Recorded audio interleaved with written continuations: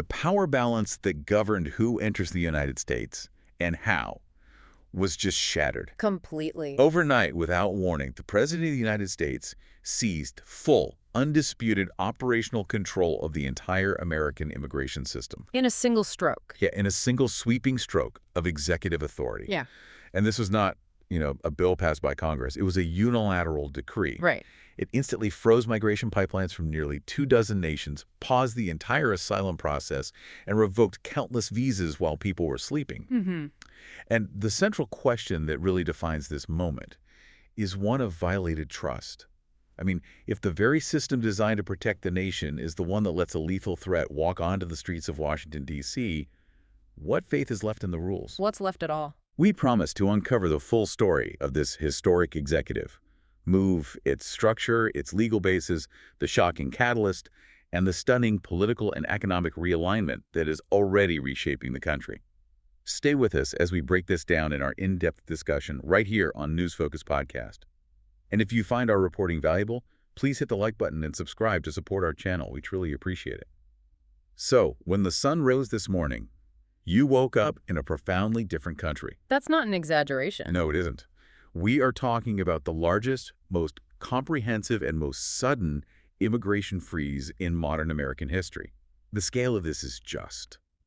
It's hard to overstate. It really is. Single presidential order issued in the middle of the night, it instantly dominated every major news cycle globally, from Washington to Brussels to Beijing. And that context of how it happened is so critical because it defines the measure of power being used here. Right. This wasn't something that came out of a long legislative debate or, some campaign promise that was slowly fulfilled. This was, as sources close to the White House are describing it, the president exercising raw executive authority in real time. He was leveraging very specific powers granted under the Immigration and Nationality Act. And the result was this total operational overhaul. Exactly. It wasn't a suggestion. It was an immediate, irreversible command to federal agencies. And that instantaneous impact, that's what makes this so different from, say, previous travel bans we've seen. That's the key distinction. They saw 19 nations targeted, asylum paused, whole categories of legal visas frozen, and entire federal systems just shut down. We have reports of world leaders being, grabbed out of bed, grabbing their phones in the middle of the night. Trying to figure out what just happened. Yes, trying to figure out if their trade agreements or diplomatic statuses were even still intact. Which is why the administration is stressing that this action was, and I'm quoting, not symbolic. Absolutely not. It was entirely operational. It was designed to instantly dismantle the existing machinery of entry. So let's talk about the logistics for a second. What does that actually mean, dismantle the machinery? Well, think about it like this. The federal servers that process visa applications, that's the core backbone of our immigration system, right? Sure. They reportedly just went dark. Consulates abroad, which usually handle hundreds of applications a day, their systems were locked to any new submissions. And we even heard those vivid, immediate stories about airlines. That's right. I mean, this is where it gets real for people. Airlines around the world suddenly began receiving automatic denial codes for passengers mid-flight. Mid-flight? Yes, for individuals trying to travel from one of those 19 flagged nations. So you can imagine being a family in transit, maybe on a layover, and your phone buzzes with an automated denial because the country you left 2 hours ago is now on a list that didn't exist when you boarded the plane. The chaos must have been immense. Massive. And it proved the sheer speed and, frankly, the uncompromising nature of the order. So let's clarify those 19 nations. What was the specific criteria? What got them flagged? The administration laid out some pretty clear reasons, and they're focusing entirely on national security risk and the integrity of identity verification. So it's about not knowing who people really are. Precisely. These nations were flagged either because they're considered high-risk zones, highly unstable, or, and this is the crucial part, they are incapable of providing the reliable identity verification that modern security demands. What does that look like in practice? Well, in many cases, these are nations with failed or non-existent centralized civil registries. So the U.S. government literally could not confirm if the identity on a passport was genuine or if the person had a history of, say, violent radicalism. And what about the scope of the freeze itself? Was this just about travel, or did it cut deeper into things like family applications? Oh, it cut deep. The scope was comprehensive. It froze every single migration pipeline attached to these nations. Every single one? Everyone. Visa applications stopped, green card processing halted, Family-based petitions were suspended. Even the special immigrant visas, the SIVs, which are reserved for allies like interpreters, Also paused. paused indefinitely. The speed was so intense that even cases that had been approved for a long time, people who might have literally had their green cards in the mail, were instantly flagged and pushed back into the system for review under these new, much stricter vetting standards. So the message was pretty clear. Unmistakable. For millions of applicants and for governments trying to manage this, the message was the old system, based on decades of procedure, was simply gone. This wasn't just a policy change. It was a total structural reset. And it all traces back to one singular, horrifying event that happened in broad daylight, downtown Washington, D.C. The brutal attack on 2 National Guardsmen. An absolutely horrific scene. It was an act of shocking violence right under the watchful eye of the federal government. But the immediate dramatic policy consequence, it wasn't just about the attack itself. No. It was about the revelation that followed, the who carried it out, and more importantly, how they got into the country. And that is the crucial detail. The suspect was confirmed to be a migrant who, according to the details now emerging, entered the country through systematic loopholes. Loopholes that were created or expanded under earlier administrations.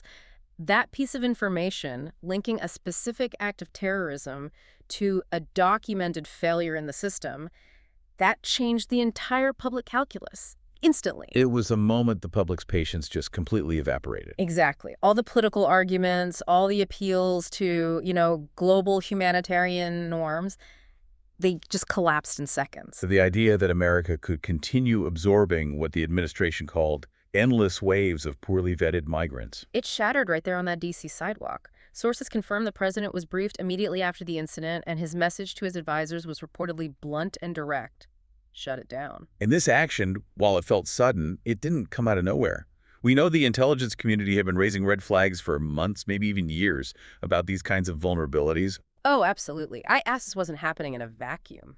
DHS, other intelligence arms, they'd issued warnings repeatedly. They cited systems that were fundamentally overstretched, underfunded, and just incapable of handling the sheer volume and complexity of the vetting required today. In a post-9/11 world. Right. The tragedy in D.C., in a terrible way, it served as the undeniable, violent proof for all those warnings.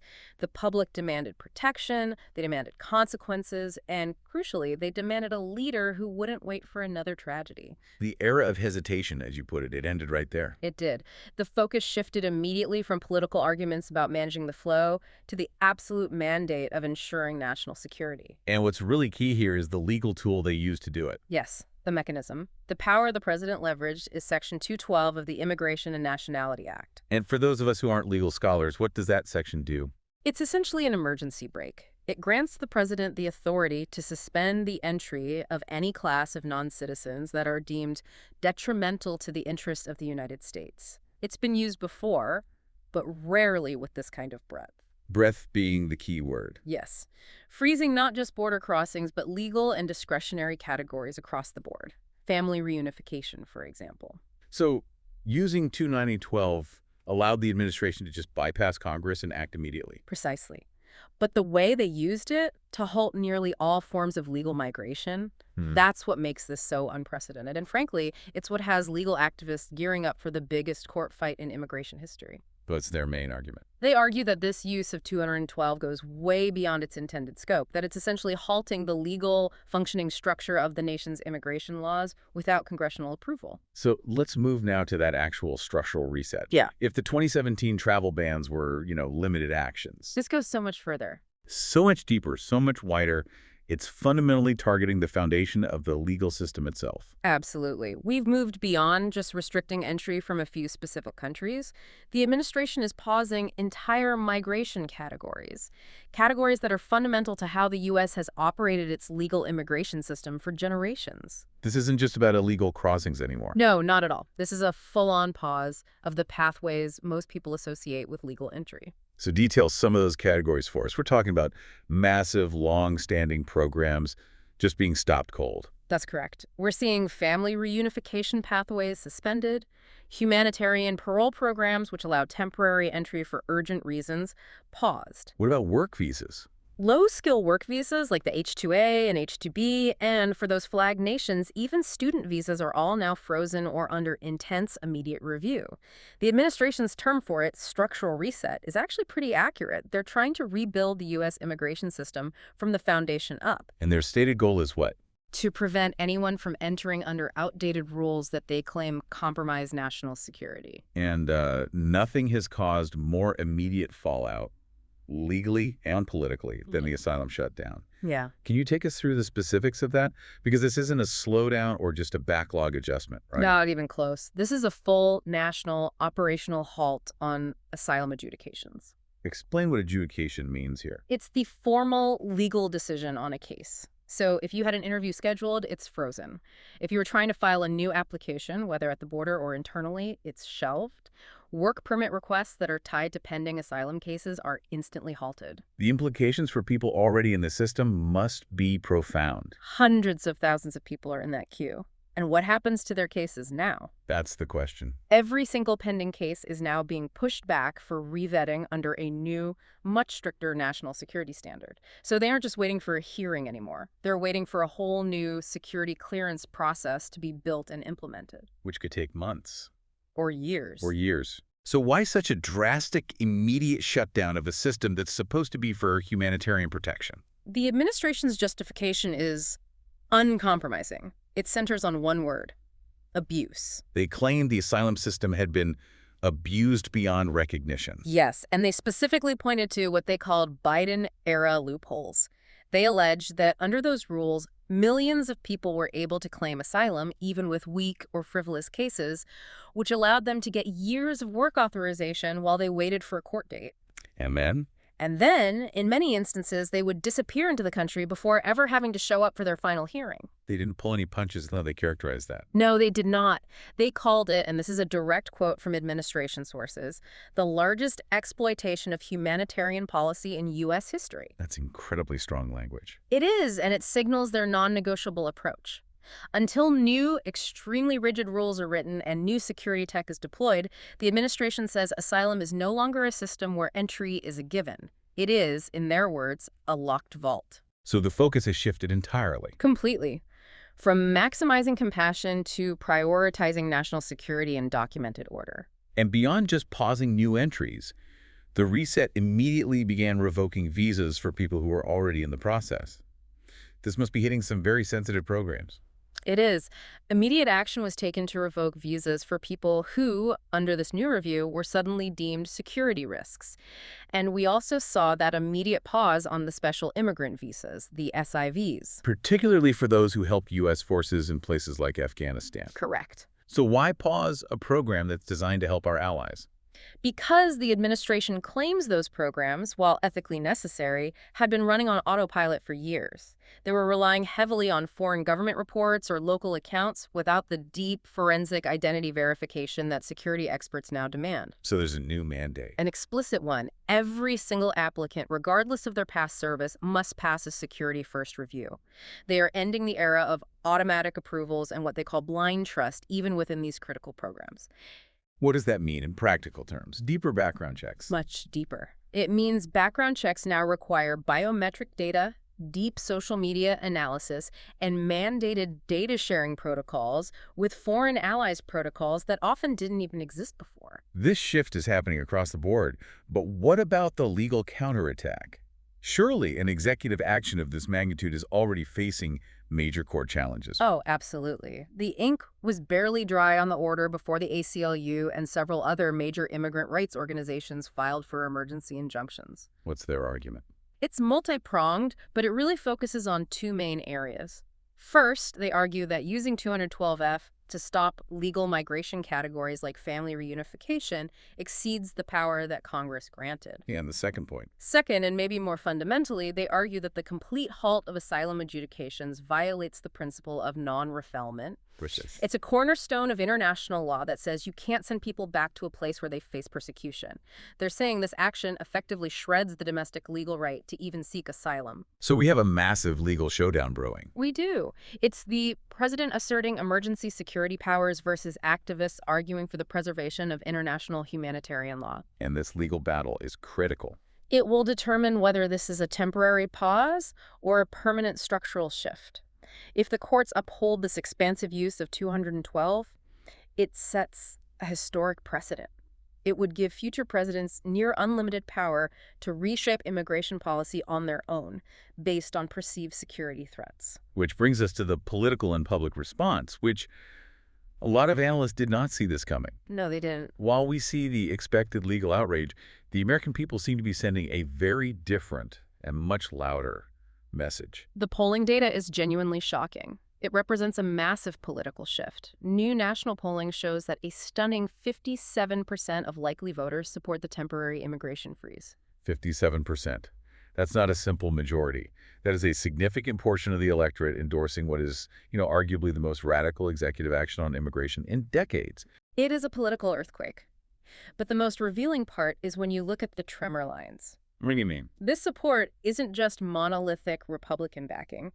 The data shows this huge block of support includes a significant and very surprising chunk of registered Democrats and the overwhelming majority of independent voters. So the president is acting with a broad cross-partisan consensus here. That's what the numbers suggest. He's not just acting with the backing of his base. Why? Why this level of consensus? What's driving this sudden, decisive shift in what the public sees as a priority? I think analysts are pointing to just widespread fatigue. There's a sense that the country had lost control. People are tired of the constant stream of crime stories linked to poorly vetted entrants. They're tired of seeing their public resources strained. Exactly. Overloaded city infrastructure, rising taxes to manage the social services burden, and maybe most critically, they're tired of what they see as being guilt-tripped. The feeling of being told that compassion requires them to sacrifice their own community's safety and economic stability. And the D.C. attack was the trigger. It was the trigger, but the sentiment underneath was already highly combustible. We saw that reflected immediately in voter enthusiasm numbers. Absolutely. Sources analyzing the polling showed an immediate 8-point spike in GOP enthusiasm overnight. It confirms this issue has immense political power. Regardless of their traditional leanings, Americans prioritized order and control, and they responded to a president who took immediate, bold, decisive action. Even if it meant violating some established political norms. Even then. But the most unexpected part of this, the data point that kind of throws all the old political models out the window, is the generational twist. Yes. We are seeing young Americans, Gen Z, and younger millennials emerging as some of the strongest voices against mass migration.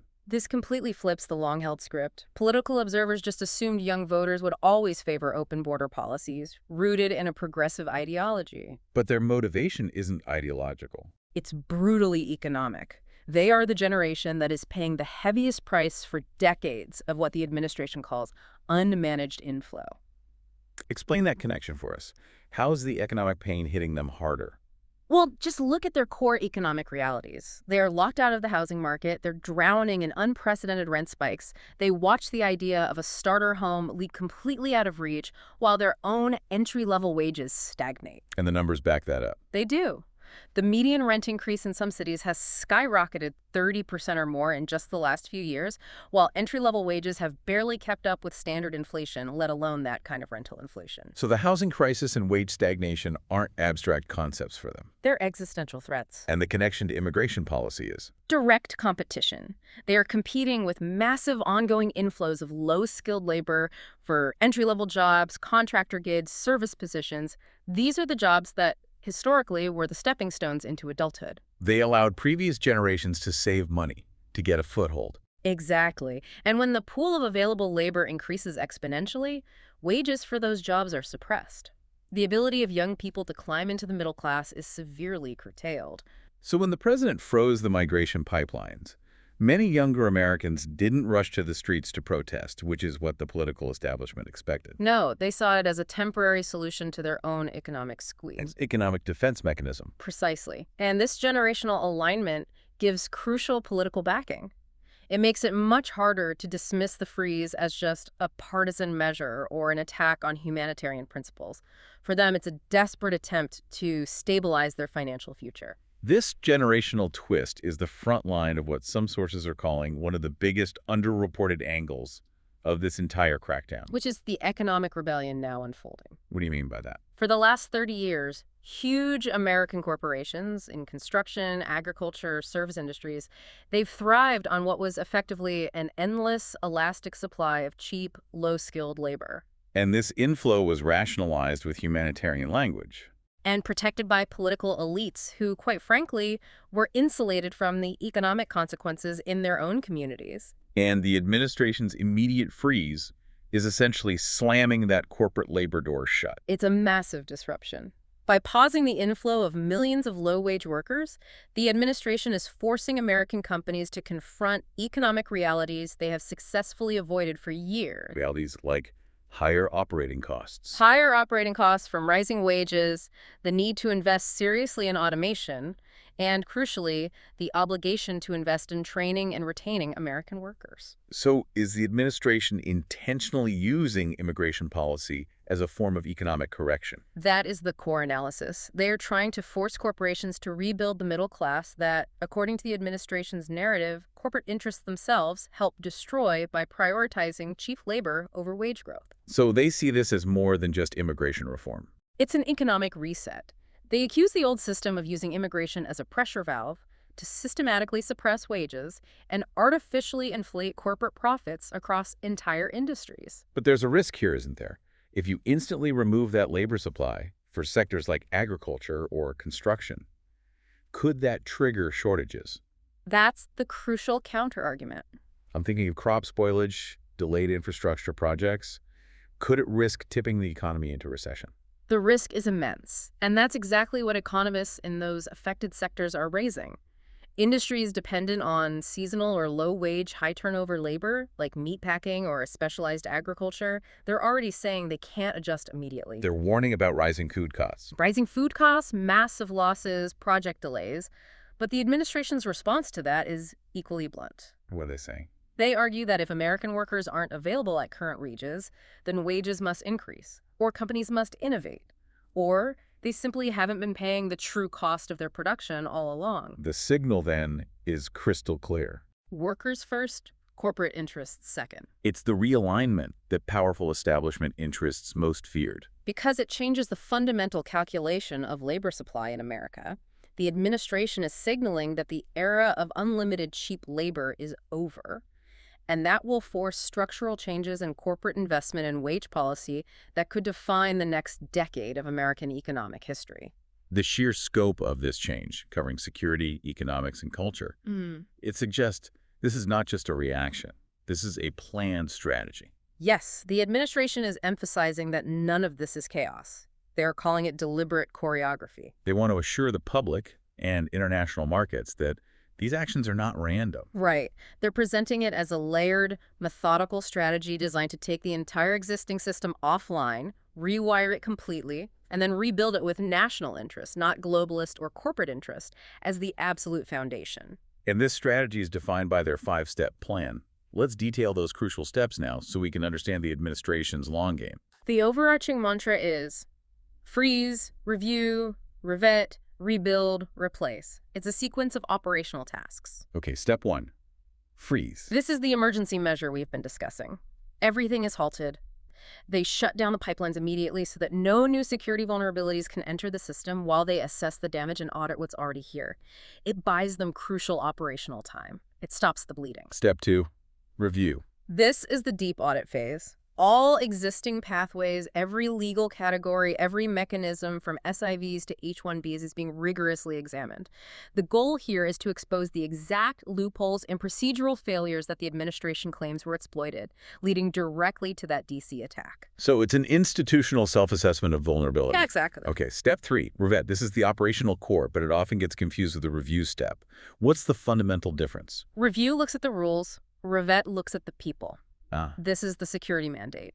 Every pending case, every application, even those that were previously approved, is subjected to the new security-first criteria. Give me an example of what that means. It could mean that an applicant who was 99% done might now need a DNA test. Or they might face a mandatory third layer of biometric background checks that simply didn't exist before the freeze. The key is elevated risk metrics and universal, verifiable identity security. The era of blind trust is over. They're going back to square one. Then we have step 4, Rebuild. This is the long-term regulatory phase. The legal and regulatory framework itself, the rules that govern the Immigration and Nationality Act, is being completely rewritten. And the stated goal of that rewrite. To ensure that the system primarily serves American citizens and demonstrably upholds national interests, rather than serving what they call foreign expectations or globalist ideals, this means creating regulations that explicitly prioritize U.S. labor protection and verifiable assimilation metrics. And finally, step 5.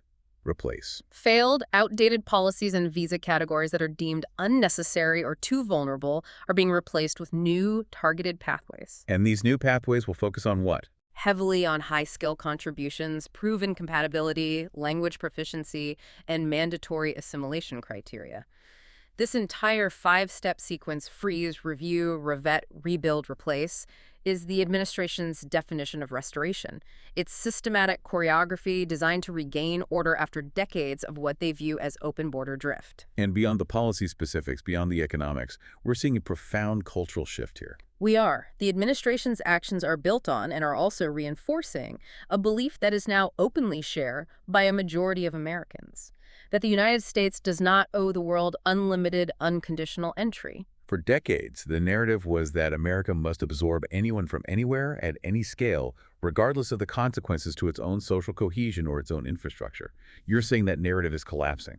It's collapsing because Americans have witnessed the very real-world consequences in their daily lives. Drastically changed neighborhoods, overcrowded schools, strained city services, and what they perceive as a weakening of cultural cohesion. And the administration is responding directly to that sentiment. By calling for immigration based on objective, clear criteria: compatibility, assimilation, and demonstrable economic contribution.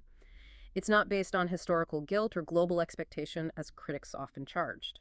Critics for decades labeled any push for criteria like assimilation as being exclusionary or even racist. But it seems that label has lost its power with the average American. It has. The public is now drawing a critical distinction between outright hatred or xenophobia and what they consider to be legitimate national self-preservation. This freeze is effectively a cultural line in the sand. How so? It asserts that America has the right to protect its core values, that it protects its citizens first, and fundamentally it reserves the right to decide who joins the American family, not the global community, not international bodies. And that is a massive cultural reset that many feel has been decades in the making. And when future historians look back on this moment, they'll likely trace the beginning of a major political and cultural swing right back to this week. This action isn't just a policy shift. It's already being described as a historical realignment. For the last 30 years, America had gradually drifted deeper into what many observers called a globalist ideology. Characterized by open borders, corporate labor pipelines, and the belief that the U.S. must prioritize global interests over its own stability. That era is collapsing under the weight of the D.C. attack and the public polling that followed. The immigration freeze, then, is the first unmistakable physical sign that America is entering a new political epoch. An epoch defined by national interest, cultural protection, economic sovereignty, and unapologetic borders. The administration is banking on the idea that this shift is not just a temporary reaction, but a fundamental change in American priorities that will reshape an entire generation. They believe the American people have decided to decisively reclaim their home and redefine the terms of entry, and the political establishment is now just struggling to catch up with that new reality. This is truly the rebirth of American priority and policy. Thank you, Alex. And thank you to our listeners. That's all for this deep dive. But it leaves us with one haunting question. Given the overwhelming public support for this sudden and decisive action, did the American people decide that reclaiming their home required violating political norms?